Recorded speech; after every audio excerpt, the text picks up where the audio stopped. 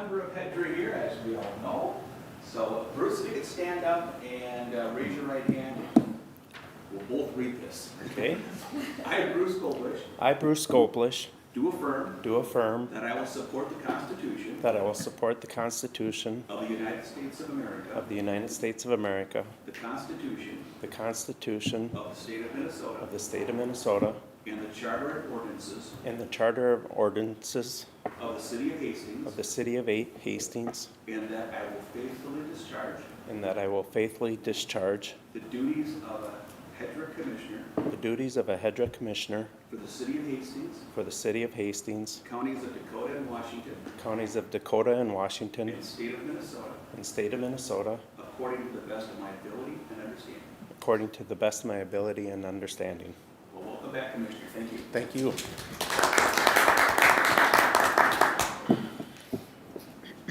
Give me a pronunciation of your last name too. Some people struggle. All right, item 2, minutes. Any questions or comments on the minutes from our November 13th meeting? All right, we would need a motion to approve the minutes. All those in favor, signal by saying aye. Aye. Opposed, nay. Motion carries. Item 3, bills. John, anything of note on these? Yeah, various expenditures related to Block 28 for different carrying costs that we have. Facade improvement grant for Green to Go, paid that out. That's probably most of what we have. I do have one question on that. One of them does say past due. Any concerns there going forward?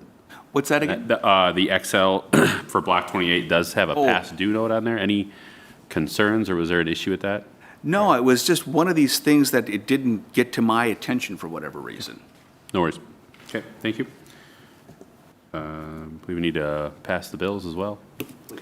I move to approve the bills. Second. Oh, go ahead. All those in favor, signal by saying aye. Aye. Opposed, nay. All right, motion carries. Item 4, business, election and appointment of officers. Yeah, thank you, Mr. President. As you know, at our first meeting of the year, we do need to make appointments for the positions of president, vice president, and treasurer, and those are to be elected from the citizen members of the HEDRA Commission. We're also asking you to appoint Alex Menke as our secretary, Chris Idemiller, our finance manager, as assistant treasurer, and designate Greta Bjerknes, our city attorney, and Andrea McDowell-Paler, who works on TIF stuff for us, as legal counsel. So looking for amendment or for a motion second on a slate of candidates or individual candidates. So I will leave the floor open for any nominations. Thank you. I'd like to nominate Estrella for president.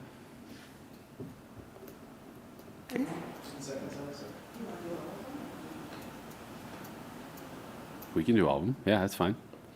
Okay. I don't even know who the current treasurer is. Who is that? Yeah, Estrella is currently the vice president. I believe Bruce is treasurer. Okay. I'd like to nominate Bruce for vice president then. And Peggy for treasurer. Second. Okay. All right. And then I guess my motion would also be to accept the appointments listed below that. Okay. So I guess there's an amendment there. Second that as well. Okay. All those in favor signal by saying aye. Aye. Opposed, nay. All right. All right. Well, thank you for your service. That's yours.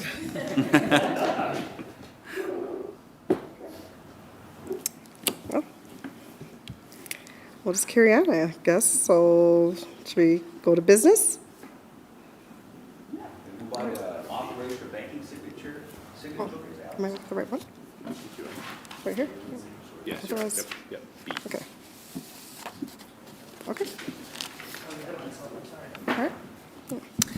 Yes, so staff has the first resolution of the year, which is authorizing banking signatories, which would be designating the following as the authorized signatories for banking transactions: HEDRA President Estrella Carter, HEDRA Vice President Bruce Goldbush, HEDRA Treasurer Peggy Horsch, HEDRA Assistant Treasurer Chris Idemiller, and HEDRA Secretary Alex Menke. Happy to stand for any questions. Motion to approve.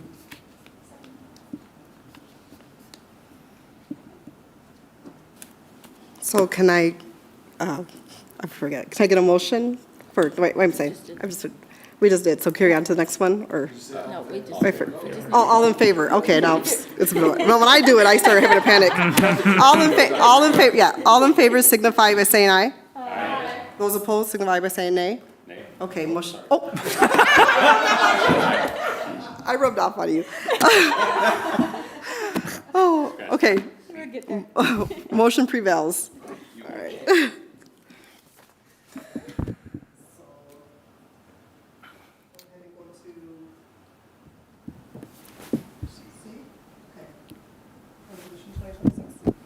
Yeah, so this is, you have to think back a little bit. In September of 2024, HEDRA approved a facade improvement program grant for 212 2nd Street East for property owned by Barb Hollenbeck. It was to rebuild the upper 4 feet of the parapet of her building. It was reviewed and approved. Unfortunately, the work got delayed until last spring and summer, and Barb submitted for reimbursement at the end of this last year.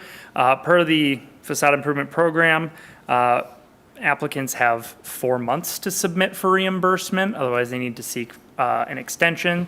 Barb requested that. So the work has been done and has been paid for in full.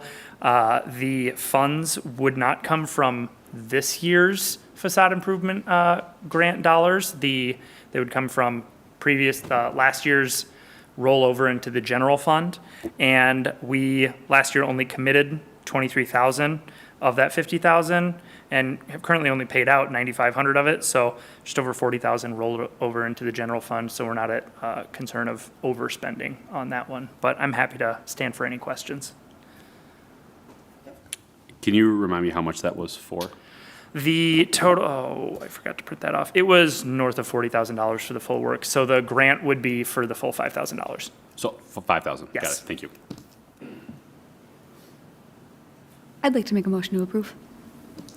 Second. All those in favor signify by saying aye. Aye. All those that oppose signify by saying nay. Okay, motion prevails. Next, reports and information. Going to change locations on you. So we have, I got to remember how to do this. We do podium PC, I believe. I know how to work technology. So if you remember last year, we signed a 1-year contract with Gone Companies to market the industrial park property. And we have invited representatives from Gone to give us a little 6-month update on here. So I invite them to come on up. Great, thank you, Alex. Yep. I'll let you get behind the keyboard.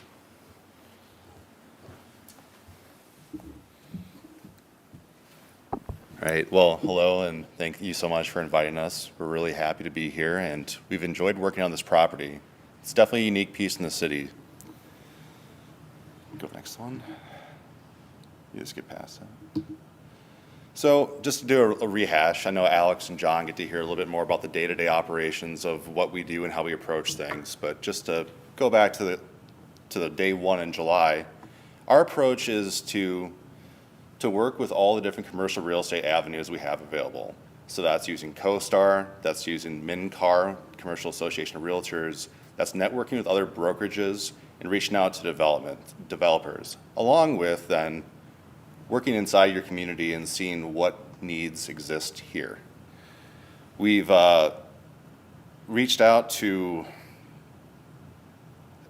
over 700 and some people have opened emails that I have directly sent this to, whether that's developers, brokers, that's people who have actually opened the file I can see and have actually downloaded our marketing materials. We've been advertising the property as dividable as I-1 at $2.15 a square foot. We've had various different interests. I probably respond to anywhere 10 to 20 different people a week. We only had one really serious person that wanted to go forward with the site plan at this time. And after a quick meeting with John and Alex, wasn't a great fit. It was more of a, we thought it was a distribution center at first, ended up being more of a trucking terminal. So we understand the city's, or any city's real objective with development. It's employment, tax basis, having a building that's going to be impactful in your community. We've also been exploring the cannabis cultivation and processing as a potential use after a discussion with John and Alex. I mean, I'm sure you guys see it as well, but everyone wants a cannabis dispensary right now, and eventually it's going to have to circle back to supply. We are working with one company that does vertical integration of all different cannabis, and hopefully once the banking climate really changes, you'll see more of an appetite for that. At this time, it's still kind of a dicey ground with banks not fully supporting it. Jeremy, you can talk about doing some canvassing. Yeah, I went to some of the local businesses in town, down there in the industrial and Spiral Boulevard, knocked on doors, tried to get in front of owners, just to learn about their business, how their business is going. I mean, I'm sure you see some of them are pretty stuffed in their current sites. So my main goal was to understand what their plans are going forward, because the last thing we want to see is them look elsewhere and leave town, right? So some of them are currently, they're like, we're okay right now, but maybe in the future. But like, if we could find some people that might need to move and then relocate them to that site, it kind of does two things for us. I mean, it gets them where they need to be, keeps them in the community, helps them expand, but then we free up existing for new tenants to come in here and then increase that as well. So it doesn't always just have to be like we got to find a new tenant. We're trying to see if there's anybody that's currently here that might need to grow their business and keep it within this community as opposed to find somewhere else, because there's a lot of stuff going on around here too, and we want to keep them here. So I've been working on trying to get into that. Some of these businesses, getting past a gatekeeper can be a little tough, but I need to let them know that we're here to work with them, not solicit them and try to sell them stuff. I want to see if we can learn about their business and see if they do have potential, expansions coming up on the horizon. So been working on trying to build those relationships with the business.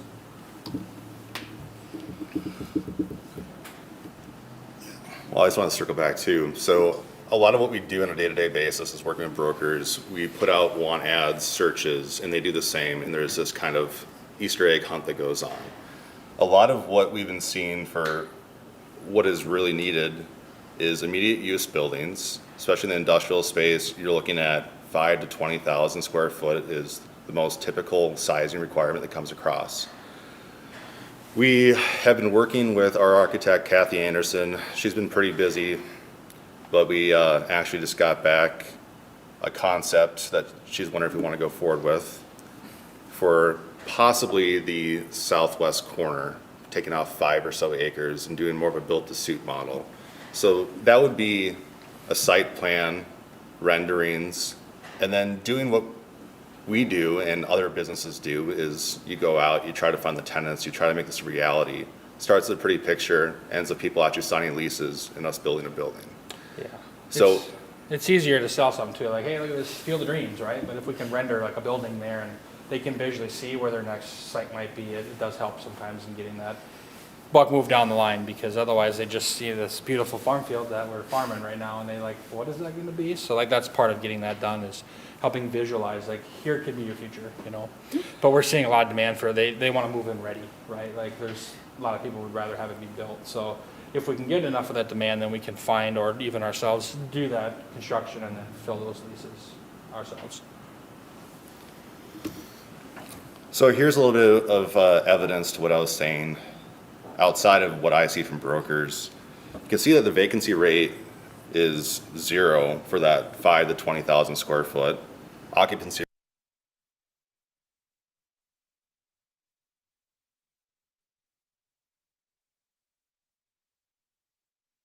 So it definitely shows that there is a lack of supply. There's no new builds. There's very little going on the market in this area. Yeah. And you get into the 50 to 100,000 square foot buildings, and even going beyond that, it's a lot less. The vacancy rate's much higher. The prices are much higher, and dealing with those kind of tenants is also a challenge to get someone to take that large of a building. So we would really like to see, or like to advise that we pursue two two different avenues. One is doing what we just talked about, is putting together this model and trying to bring that to market. Try to make that a little bit more of a reality for people to be excited about and to envision that. Have that be your first piece to go off that property and then see what else can follow. Have it all planned out right so far the roads goes. But it's the way the property is positioned right now, with the housing to the east, you have the sports park and the industrial park to the west, you have options on what kind of businesses you can get in here. So even with that industrial kind of model, there might be a chance for batting cages, pickleball, a sports bar, or it could be your light manufacturing, owner-occupied stuff. But it gives a really versatile building footprint that is divisible on column spaces. So you can go, incrementally out depending on the user, and changing that over time is pretty easy to do. So I think it's worth knowing that competing isn't the right word, but other industrial parks that are city-owned that are offering incentives. You have North Branch that has it at $1.52 per square foot, right off of 35E. And Prescott across the river is offering it at $1 for their 150 acres. And their first big chunk that took off, they essentially gave away. There is an issue with the property as far as highway access for trucking and that kind of thing, just based on the turns and The roundabout. the roundabout. Yeah, the roundabout at Spiral there is very tight, so I mean, those 18 wheelers, even today I was over there and this car's coming in way too fast for this intersection. They just went straight over the thing at full speed. I was just like, holy cow. So, but I mean, imagine if you're a big semi and you're making this corner, which is I would imagine why it's flat. But I mean, that's one of the, uphill battles that we have is if you're trying to get a 100,000 square foot warehouse, they're probably gonna have lots of bays, and then having to continuously make that corner is gonna be tough on that right turn. The challenges that we're also seeing, shouldn't really probably be a surprise, is the political environment, what's going on in the state right now, X, Y, and Z, definitely is scaring off a lot of national players. When I reach out to different developers, I frequently hear back, great property, we're not interested in exploring Minnesota at this time. So things come and go, just like the economy, and things all take time. Interest rates and uncertainty, that's been a big thing that a lot of people have been holding their breath for. We're seeing a lot of reports that lead us to believe that going into 2026 will be a change, leading towards more of an economic boom in real estate, especially in development. That's something that internally we're anticipating in our own business. So we're really optimistic that, if nothing else, interest rates will go, and you're going to see more people go from just planning and dreaming into actually making the first steps on getting projects. Most of the projects that you see going up around you, mind you, are 6 years, 4 years in the making, and some of these different rates have been locked in far, far before this current crisis. So going back to the small bay, if you even want to call it that, it's more divisible, your 10,000, 20,000, up to 50,000 square foot bays. Jeremy has actually made contact with a residential builder, if you want to talk about that for the north. Yeah, I know you got that development to the east. Do you remember when that was done? Those have been there a while. About 20 years. 20 years, yeah, because been driving around in there and then kind of looking at how things were done and, the lot sizes and like things are there's a lot of people live over there. I've been thinking I brought like up the photo here. the lot, anything north of the Olympic Way would be prime development for more medium density housing. And I have a developer who's really interested to come sit down with you guys and discuss, starting with 30 to 40 homes in there, if not more, and they're willing to do townhomes. So what we've kind of discussed is like along these bluff sides, because you get to the north side of that property there, I mean, you all know that's a hill. I mean, it's a 100-foot drop in elevation in a matter of 50 yards. So, I mean, it would be prime for a home. And when it comes to tax basis, if we take this whole farm field, which I think equates to about, 54-ish acres, and you went off of the same plot that you have to the east of there, where you're running 1/8 of an acres for your condo, or your townhomes, and then you're running about 0.15 for a single home, we could get 360 homes there. And that's going to push your minimum tax base up $1.5 million plus, annually on what we can do revenue-wise in that development, which still leaves us 34 acres for your industrial, right? so we can still make that blend and we can get that stuff. I mean, these guys want to come and sit down and have a conversation with you guys if you're open to it as soon as we can, because they would look to get that on their calendar and start with, you know, they're depending on like your appetite for it and what you want to start. They might partner. They have a couple people they've already been talking with about partnering to try to get some of this just up and rocking. But I mean, they're thinking, you know, individual homes along those higher end lots with maybe up to 1/3 of an acre if you guys are entertaining that size. But then everything across the road of that could be those 4 to 6plex townhomes that are, I mean, I've been eyeing up all those taxes over there, and those homes they're bringing in anywhere from $4,000 to $5,000 even on those townhomes for an individual unit. Times that, you know, it's 20,000 a building or more, and then those individual homes are 6+. So I mean that's another way we could really get this going, where we could get money started coming right away. Because there's a lot of demand. I mean, there's a Rosemount did 1,200, has done 1,300 roofs the last 3 years consecutive. Cottage Grove did 600 this last year. So I mean, people are enjoying moving out of the city, I think. So it could be a really big opportunity and something to definitely think about. And then, you know, if that's something you're open to, then maybe we set up that meeting and we have that conversation and see what we can work out together. Because I think initially, didn't you guys say you were maybe possibly open to like more townhomes in that aspect over there? I mean, we've been generally had the property marketed for industrial development, the 50 acres. The other portions of it understand that it has qualities that are probably not necessarily best suited for industrial, but we really haven't planned what that would be. It's kind of a strange piece between what we had designated as industrial and then the bluff land, so. But you got the ball fields over there, and you got those nice walkways, and that all connects to all that public land in the south. So I mean, it does kind of scream like community, right? Certainly not out of the question from IC, but yeah, I might be curious what others in the commissioners would think on that. Okay. Yeah, because like I said, I got a real interested party. So I mean, I don't know what we do to make that decision, but if you guys, it could just be worth a conversation too. If we want to maybe set something up next week where we could sit down with them and just have a conversation. And they're a local builder here too. It's not like a, you know, a Lennar or a national brand. They're this builder is actually out of New Richmond, and then one of the owners is right here out of Prescott. So. Yeah, any direction you guys can give us so we can go down different avenues, I'll always be appreciative. We have tried to go through different levels of businesses, from big national companies to more local.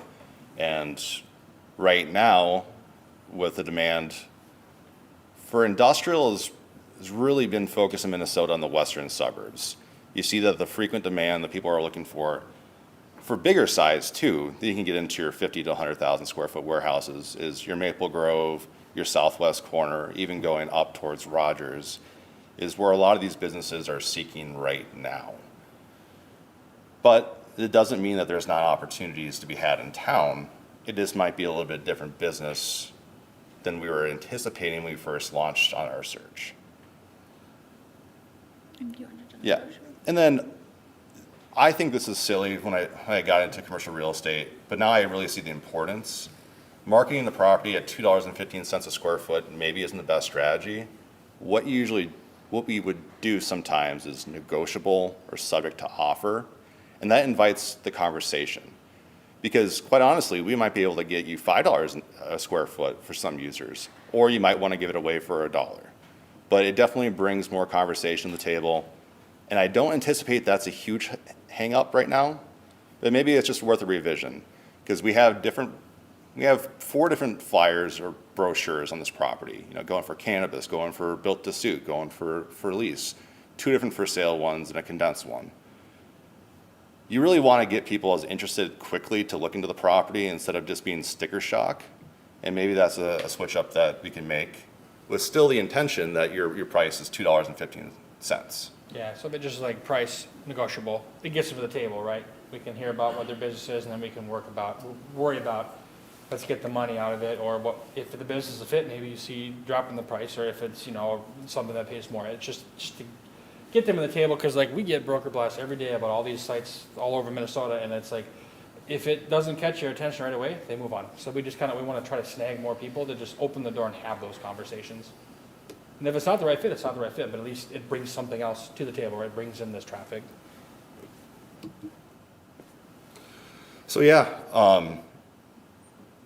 I think our contract goes till July.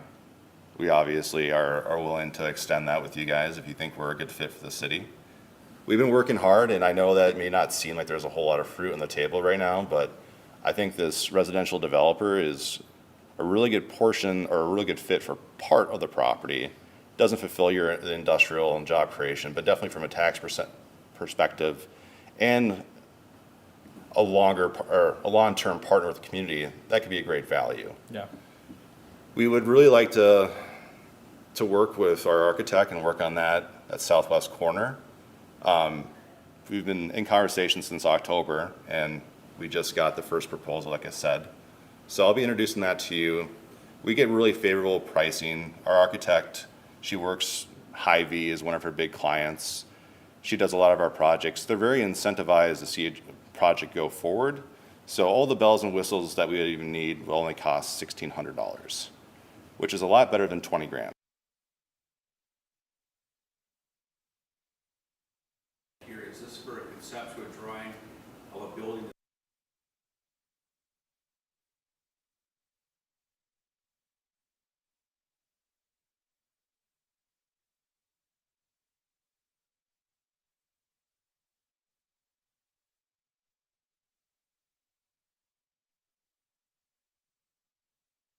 At this time, we would partner with our builders. Like currently, we're working on building a 99-unit apartment building in Osceola, Wisconsin. That's Stevens Construction that we're partnering with. And then there's the Stone Guys and all that.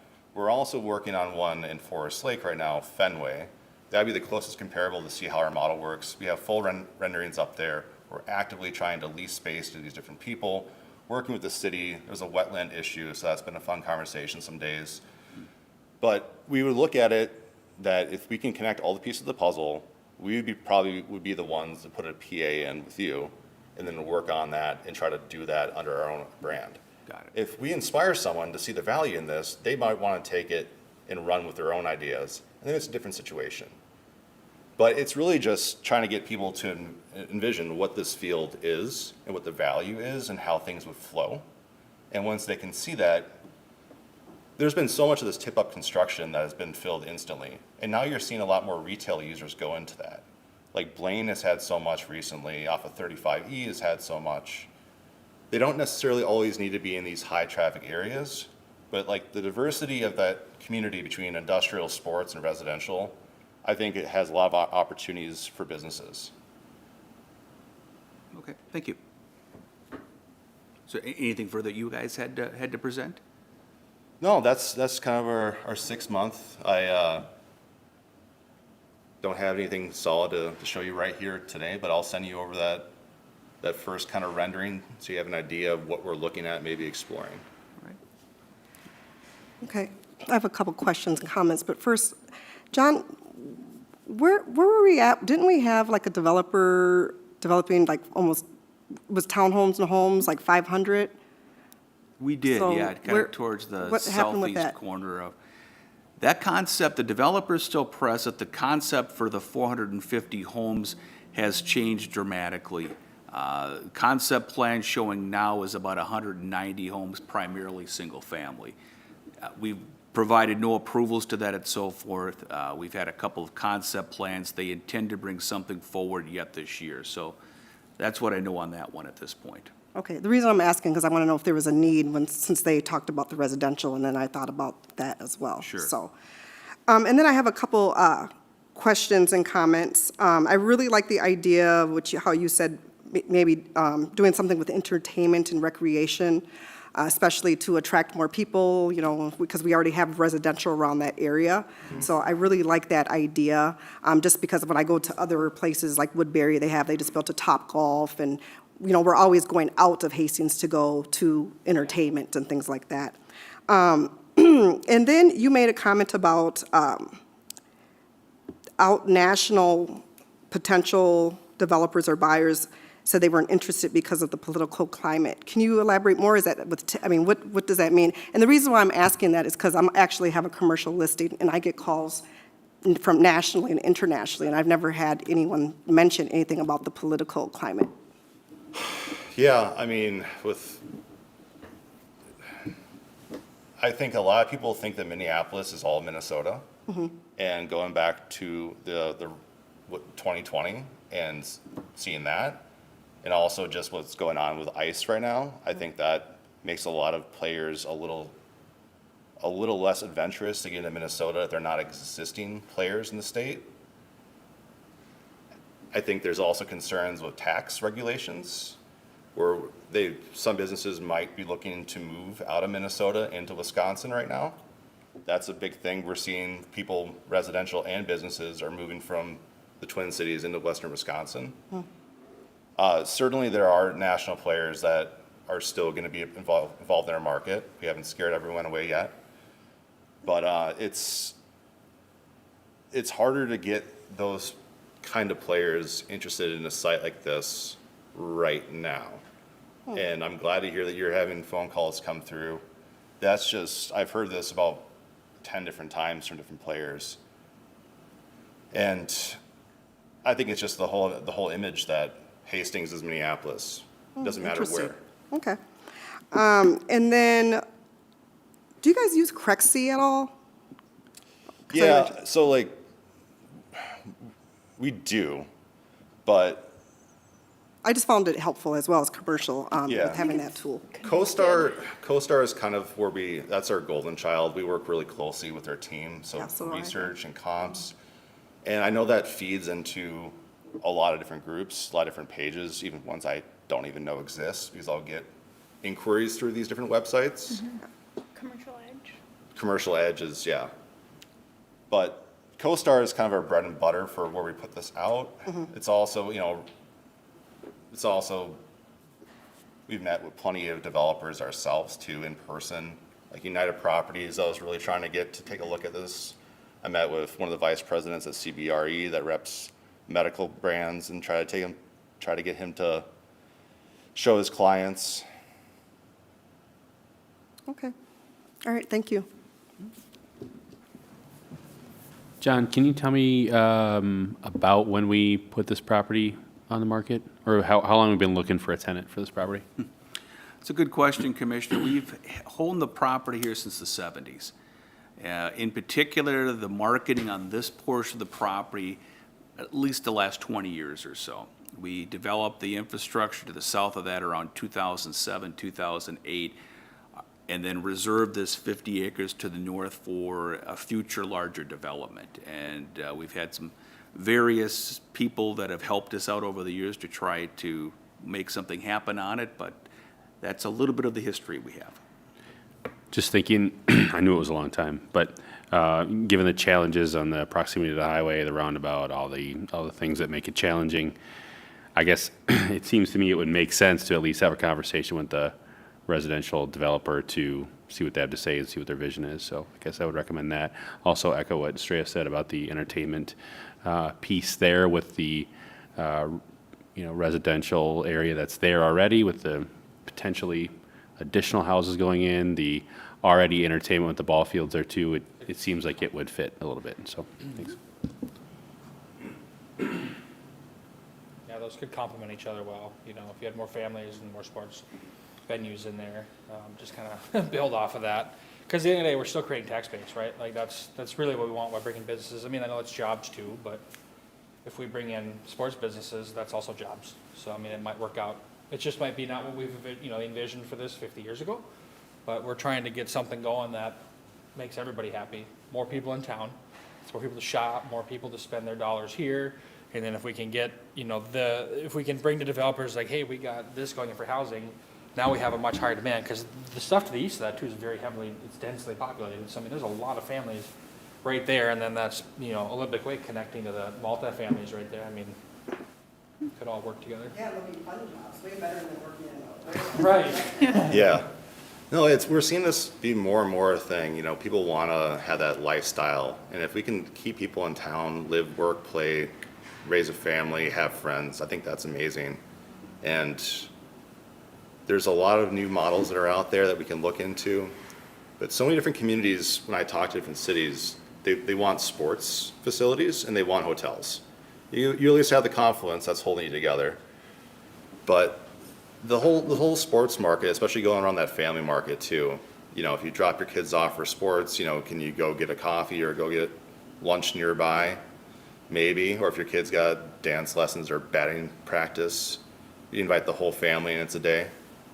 But if we can get some of these bigger entertainment areas in there too, I think that'd be really fun to be a part of.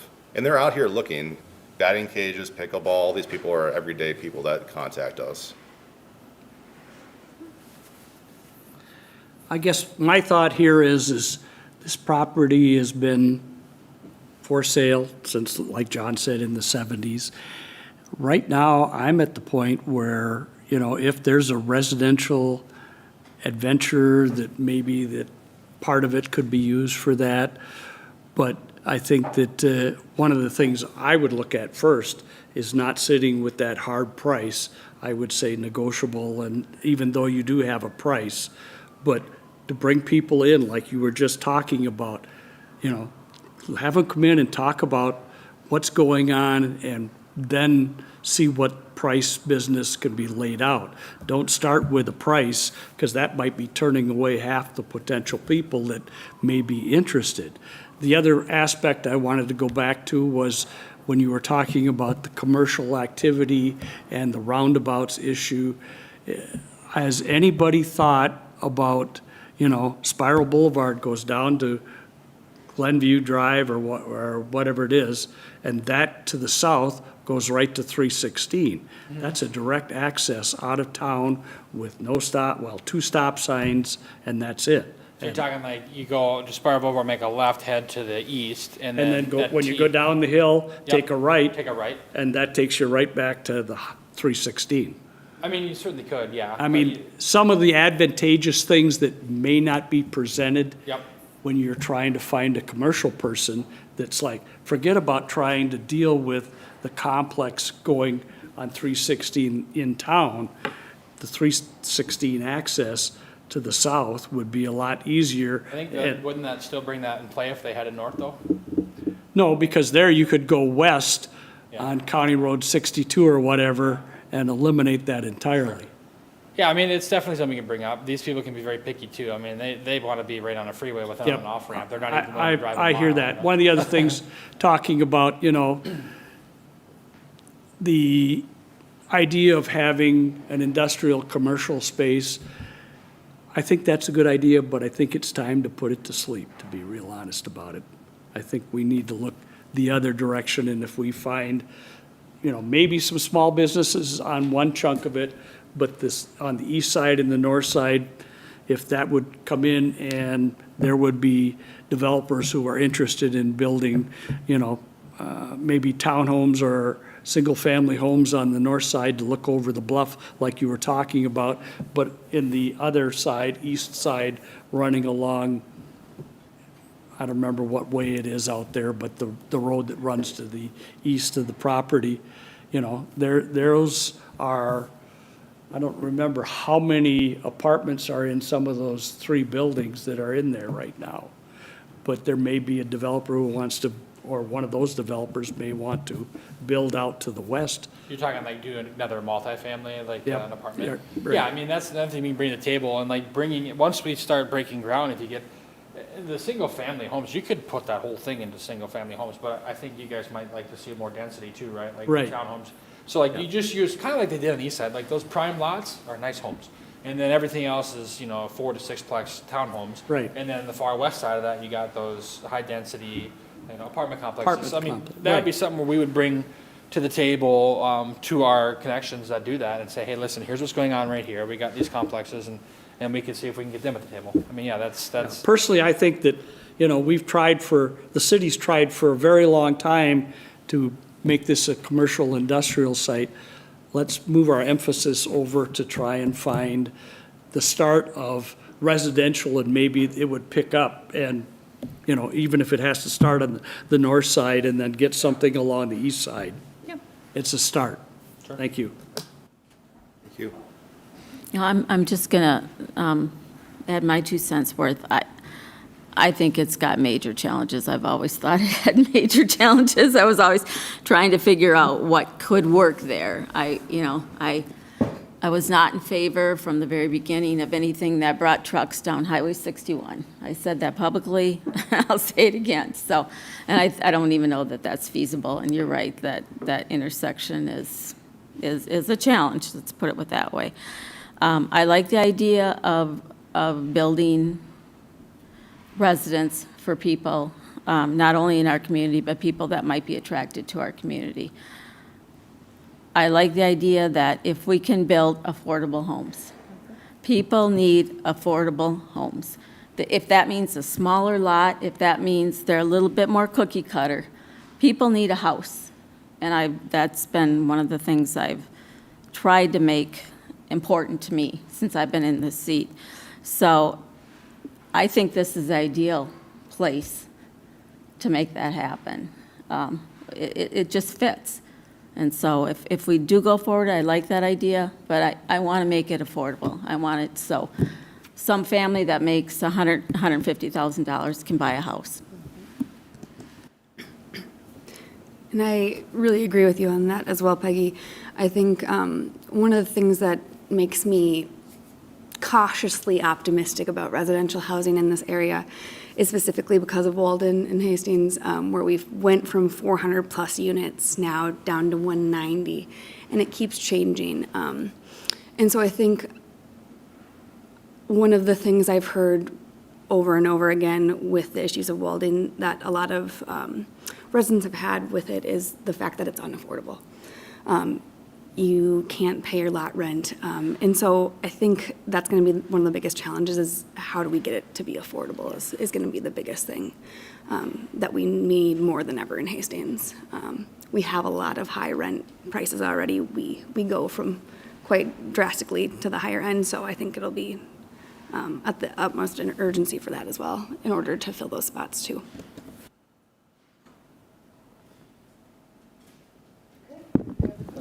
I'll just add, if we were to entertain something like that, some sort of residential, it would be nice to have a little bit of commercial, so there's something for them to walk to locally. That would be a nice addition. And then unrelated, I guess, John, just for some historical context, was the idea of this lot, we just wanted something that we could try to draw businesses into Hastings, or do we feel like there were limited spaces available for businesses to grow into Hastings?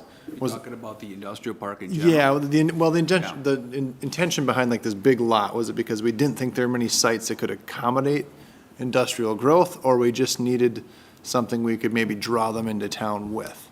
I think a couple of different things. One, we wanted to have one large piece of land in case something big was to come in, be interested in Hastings, and we had a spot for it. That was part of it.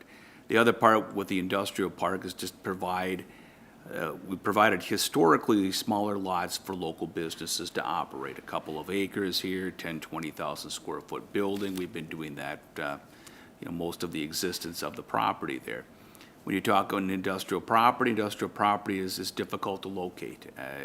Once you have some land designated for it, it's difficult to sometimes find land that's designated for others. That being said, when you take a look at locating an industrial park, I don't know if anyone would make the decision to locate that today as they did back then. I think it was a situation where we got land cheap from the state hospital and decided that's where the industrial park should go and not really think too much on a location standpoint. Factoring in that, we're in a situation locally where we have entities surrounding us that are doing a lot in industrial growth and commercial growth and are frankly probably better suited from a transportation standpoint to do that. Are we in the position of wanting to do that here if it's something that we can't compete as well against? I don't know if there's an answer to that one, but it's a question I sometimes ask, but kind of my 2 cents. Just want to comment about the future of the industrial park. If we do this with the majority of residential housing, where is our next future for an industrial park? And I think that's in the plan to be west of town at some point. But it's important that we consider that too. We don't want to just give this away. We want some funds to be able to buy the next industrial park if possible too. So, thank you. Well, thank you guys for coming forward Yes, thanks here for and having us. with commissioners. A lot of great conversation today. We'll continue to have conversations with gone companies and see what comes forward in the future here. Thank you. Great. Thank you, you guys. so much. Thank you. Okay, so let's move on to development updates. Yeah, not too much happening in December here. Spiral Brewery did get approval for a special use permit for low-potency edibles. That's one council action that occurred. One thing that occurred towards the end of December is a settlement was finally reached between the creamery and their insurance agency pertaining to cleanup of the site. We've heard things that they want to get started on that and demolish the building. We're eager to do that. We also have been a bit impatient, I think as most of the city has been, that it's been over 2 years since the fire has occurred and we haven't seen anything happen. So we're reviewing that internally to see what sort of actions we may take to try to compel that to happen, understanding that we're pleased with what we hear from the creamery, but we want to make sure that that happens. The intent that they have communicated to me, demolish the building, sell the property for private development. So probably more to come on that as the year goes forward, but a good step that we've been waiting to happen for quite some time here. So that's probably most of what I have for new development updates here. When I'm looking at Planning Commission, coming up towards the end of the month on the 26th, there's a couple of things that Planning Commission, Planning Committee of Council is going to be looking at. One of them is there's a special use permit coming forward for climate-controlled storage, potentially in the parking lot by the strip mall by Coburn's. That's a great explanation there, but so looking at that potentially. Our Planning Committee of Council is also meeting with a potential developer who may be looking to annex property on the north side of the city toward just north of the high school. They're probably about 150 acres and bring in a development. So very conceptual at this time, but they have signed a purchase agreement to purchase property there. I've been working with them behind the scenes for about the last 9 months or so and look forward to seeing if something may occur there. So that might be something in the future. Okay. Do you have any questions over there? Okay, so are we at a workshop? We are, yeah. What I'd suggest at this point, folks, is we'll continue the meeting, but we'll continue it in conference room here. I think when we're talking workshop items, it's a better format for discussion if we're sitting around the table instead of sitting around the horseshoe here. So I would suggest that we take a recess here, move into the other room, and commence the meeting. Okay. Thank you. So, I don't have to- Nope, I think we just go over. Thanks.